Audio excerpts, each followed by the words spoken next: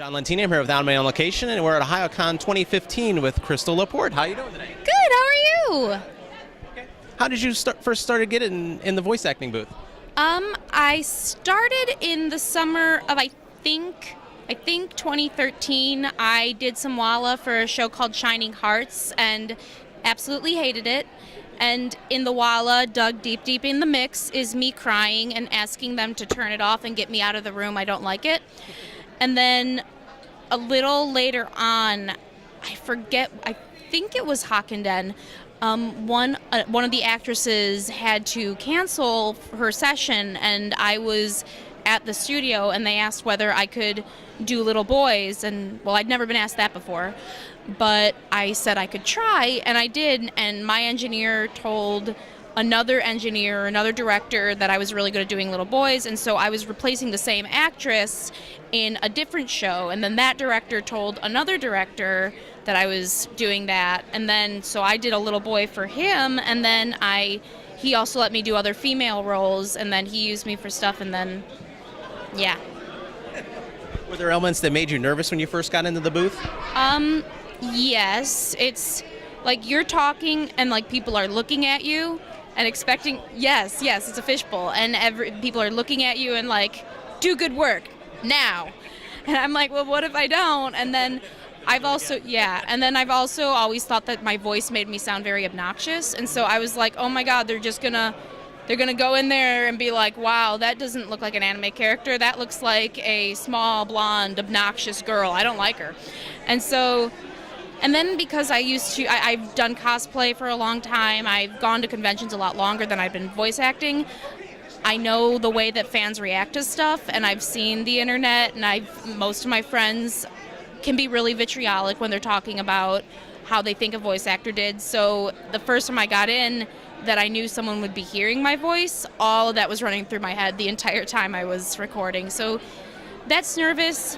Now I don't care as much, so. So you got over that hurdle, obviously. Yeah, I got over it.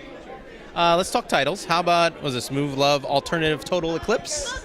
Move Love. As I like to say it, Mervler.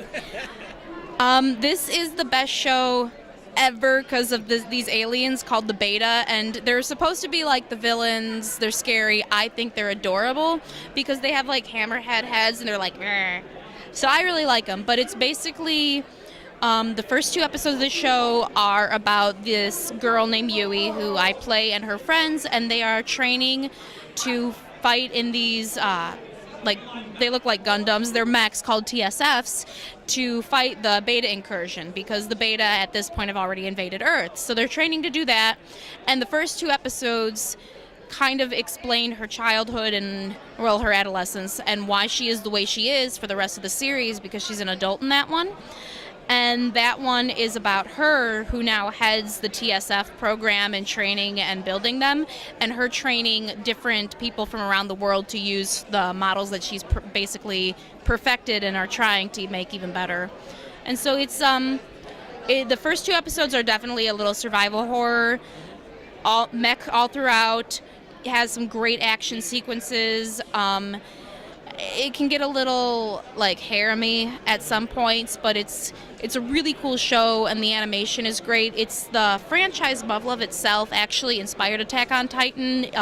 They interviewed the person who created it, and they said that the design for the Beta, coupled with a design of actually a demonic Mona Lisa from the painting or from the manga Hell Teacher Noob, inspired his idea for the Titans. And if you look at a Beta and that painting next to each other, you can definitely see it. So it's really cool knowing that it inspired like such a huge franchise now.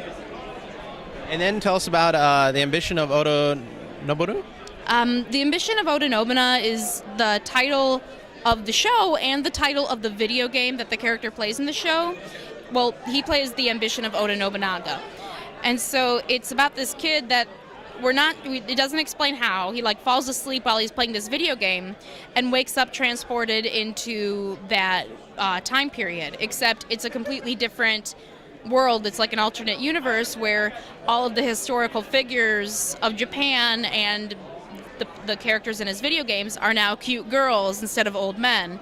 And so he basically sees Oda Nobunaga, who is called Oda Nobuna in this world, and is a young blonde girl and is adorable. And she's played by Emily Neves, and she does a fantastic job. And the main character is instantly smitten with her, so he decides to just stay with her until she unifies Japan and conquers the world and does all that. I play Mitsuhide Akachi, who historically killed Oda Nobunaga. I don't do that in this show. I cook in this show, and yeah, she helps out. There's like a really big cast, so they all do something important at some point. Much more easier title to pronounce. Tell us about the series Tamako Market. Tamako Market is really cute. That was my first role with, I'd say, a good bunch of dialogue. I play Shiori Asagiri, who is one of the friends of the main character. It's about this girl named Tamako who lives and works at a mochi shop in the Tamaya Market. And one day she goes to the florist and she's looking through the flowers and finds this bird who can talk. And the bird is actually on a mission from a faraway island to find a suitable bride for his princess, or for his prince, I'm sorry. And so he can't really fly, so he stays at her market. And then he eats too much mochi and gets too fat to fly back, so he can't really do much. So then it becomes just a slice of life through his eyes. And so it's really cute because KyoAni does a lot of great slice of life stuff, but seeing it through an outsider's eyes, because he's not used to Japanese customs at all, he's not used to like friendship, he's not used to it at all, it adds a good spin to it. And World God Only Knows Goddesses. What about this one? That one's really fun. I was just able to announce that. This one is actually the third season in the series The World God Only Knows, and so the series itself is, and I've not seen the first two seasons, so might not be completely right, so no one hate me if I'm wrong, but it's about this guy named Keima Katsuragi, and he is very, very good at dating sims, like the best person in the world at playing dating sims. And so at some point, Elsie, who is a demon from hell, comes down and she's like, hey, so there are these loose souls. We need to find them. They're trapped in the hearts of women. The only way that we can get to the loose souls is by making the women open their hearts by falling in love. You're the best person at seducing women in the entire world, so we need your help. And he's like, wait a minute. No, these are 3D women. These are disgusting. No. And so he does it anyway because he's kind of forced to, and that goes on for 2 seasons. This one is a slightly different twist. There's a great evil about, and they have to reunite and awaken these goddesses who are like the Roman gods. And so all the goddesses, though, are lying dormant in the hearts of women. So in order to release the goddesses, he has to seduce them. And so I play Yui Goido, who is a character who is fostering the goddess Mars, who's the god of war. And that one's really cool because the two characters are very distinct, but you have to point out that they're very different. So I think my voices for them are pretty dissimilar in the show, but they also have such a common goal. So you have to act like 2 different people, but you're your own best friend. So it was really, really cool, and I absolutely loved it. It was definitely one of the bigger acting challenges I've had since I started. Okay, so a very large challenge doing 2 different voices in the same series. Yeah. Going forward, what are some of your projects and goals to improve in the booth? I don't think there are any other projects I can talk about because with school I've been slowing down a little bit. Goals, one thing I'd like to do is master a little more dialect. I think that if you can speak with different accents, it teaches you how to hold your mouth differently. It teaches you different things. Even if I never have to use an accent, I think it'll make me a much stronger actor because I'll have different techniques on mouth placement and moving that might not have shown up if I hadn't learned that. I'm reading a book called Audition, and it is absolutely wonderful because it teaches you more about cold reading, and that's what voice acting is.